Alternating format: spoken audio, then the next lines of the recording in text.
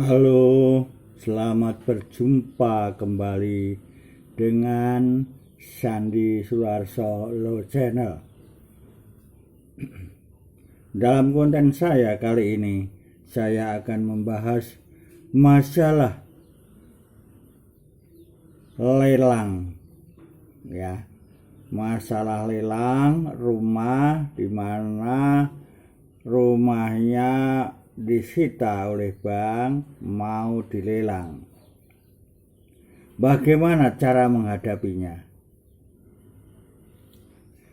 Ya.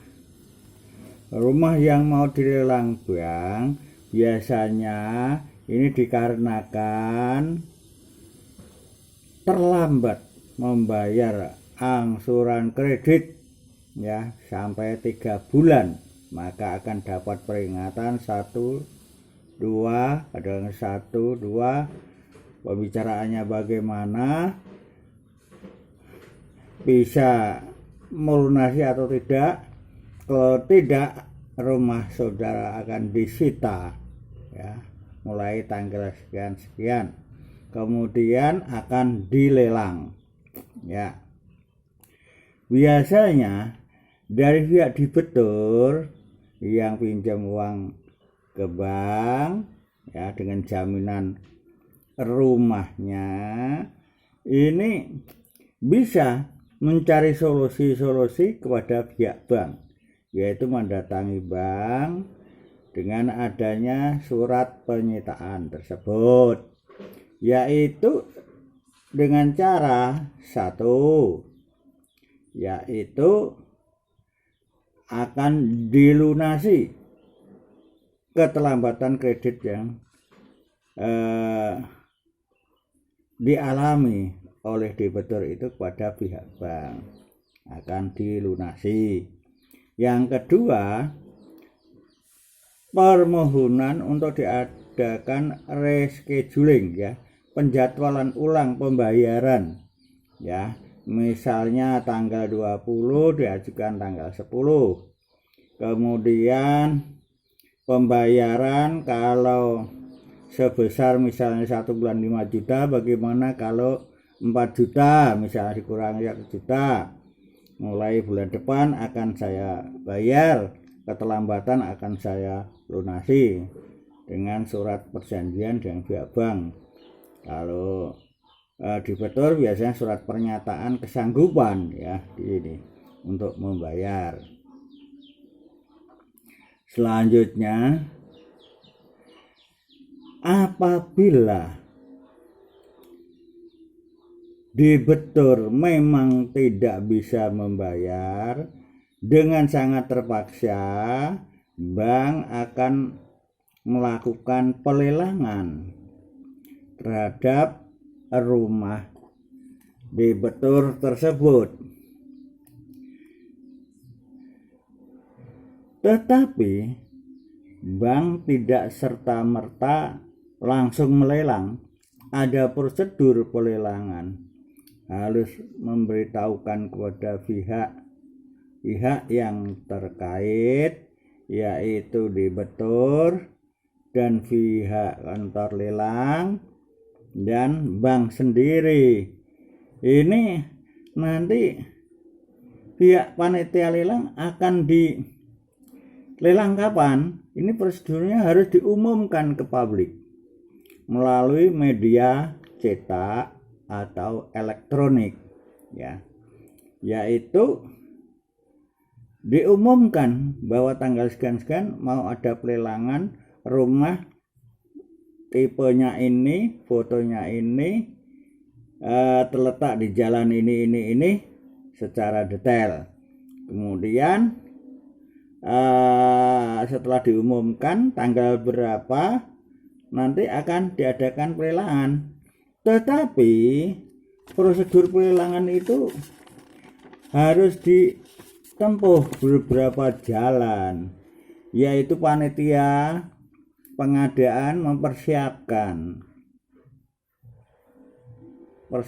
untuk pelelangan di kantor bank biasanya, ya, kantor bank. Kemudian Setelah diadakan pengumuman tadi melalui media cetak atau elektronik, kemudian dibuka pendaftaran ikut yang lelang, ya, mau lelang itu dibuka pendaftaran. Siapa yang mau lelang tanggal sekian-sekian di bank X misalnya, tanggal sekian-sekian jam sekian, biasanya ditentukan begitu. Kemudian pihak panitia setelah pendaftaran sekaligus memberikan penjelasan tentang pelelangan itu. Ya, akan ditunjukkan berkas-berkas rumahnya, sertifikat, GS-nya, gambar fotonya, tampak belakang, kiri kanan, jalan depan misalnya. Di dokumentasinya dijelaskan kepada calon yang ikut lelang. Ya. Selanjutnya dari pihak yang ikut lelang menyampaikan penawaran, ya, kepada pihak bank untuk sementara sebelum nanti dealnya adalah pada timing waktu lelang nanti. Selanjutnya setelah dilakukan pendaftaran, penjelasan dan sebagainya, dievaluasi nanti mau dilelang kapan, ya, mau dilelang tanggal berapa misalnya tanggal 9 jam 10 siang di kantor bank ini di lantai sekian, ya. Yang sudah mendaftar harus memberikan DP untuk ikut lelang. Persyaratannya 20% sampai 50% dari harga nominal yang akan dilakukan lelang tersebut. Harga rumah itu biasanya 10% di bawah harga umum, biasanya itu DP-nya 20 sampai 50%, dibayar lebih dulu ya baru boleh ikut lelang, ya. Selanjutnya setelah waktu yang ditentukan lelang, ada yang daftar enggak? Ya. Kalau tidak ada yang daftar, lelang tetap dibuka, tetapi gagal. Mau dilanjutkan minggu depan. Minggu depan lelang kedua, ada yang hadir enggak? Tidak ada misalnya. Buka, tidak ada yang hadir, tidak ada yang mendaftar, maka gagal. Biasanya menurut pengamatan saya di lapangan, penyebab kegagalan pelelangan itu peserta tidak hadir karena barang yang dilelang itu, rumah itu kurang marketable. Tempatnya misalnya di perengan, jalannya menempuh ke rumahnya itu sangat sempit misalnya. Kemudian rumah-rumahnya juga sudah bahan-bahan kayunya sudah banyak yang rapuh misalnya, bocor misalnya. Ini menyebabkan yang lelang balik kanan, ya, tidak jadi ikut lelang, ya.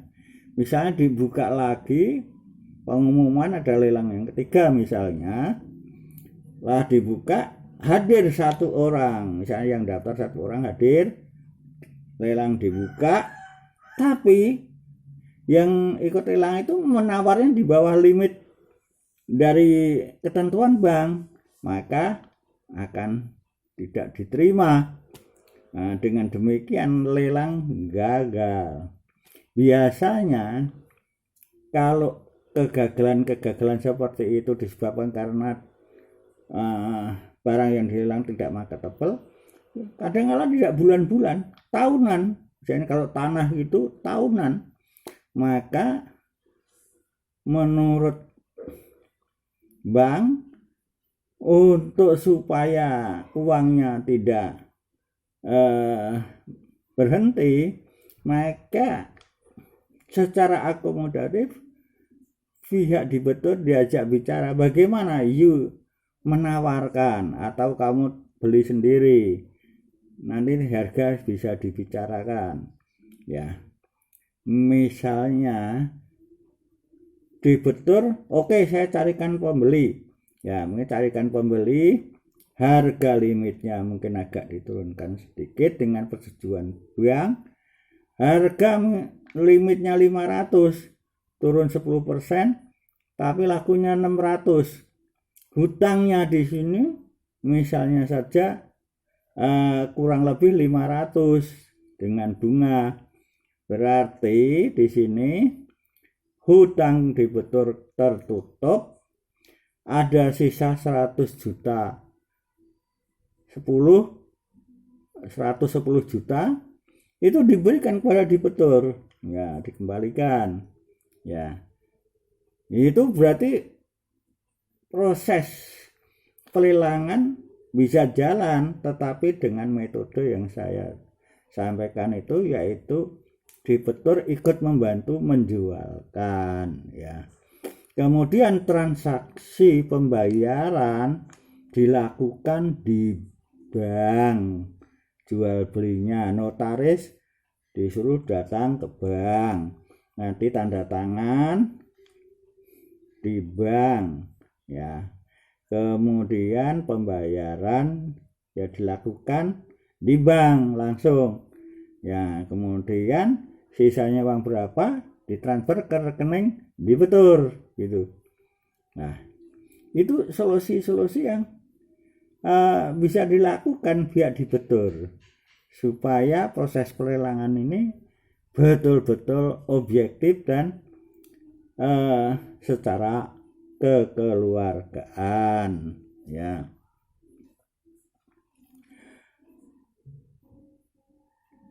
Bagaimana Pak kalau proses pelelangan itu bisa tidak digagalkan? Maksudnya digagalkan, bisa ditunda ya, bisa saja, tetapi harus ada alasan. Menurut saya ada alasan, bisa 3 hal, yaitu biasanya debitur ini serahkan seorang avokat ya dengan surat kuasa untuk menyelesaikan masalah pelelangan.